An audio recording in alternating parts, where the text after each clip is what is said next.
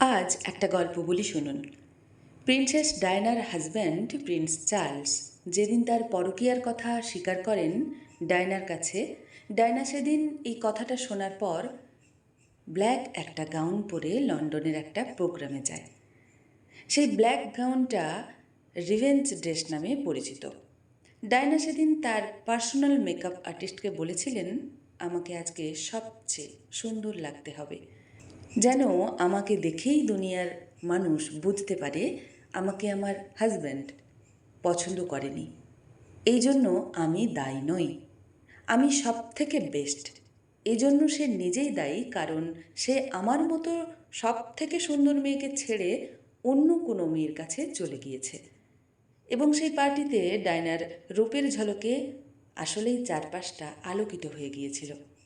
এই কারণেই ডায়নার পরনের সেই ড্রেসকে বলা হয় রিভেঞ্জ ড্রেস। নারীরা রিভেঞ্জ নিতে এইভাবেই শিখতে হয়।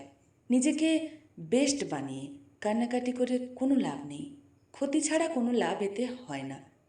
তুমি একাই কষ্ট পাচ্ছ, ট্রাস্ট মি, আর কারোর কোনো কিছুই যায় আসছে না। সো এভাবে রিভেঞ্জ নিতে শেখো বেস্ট হয়ে।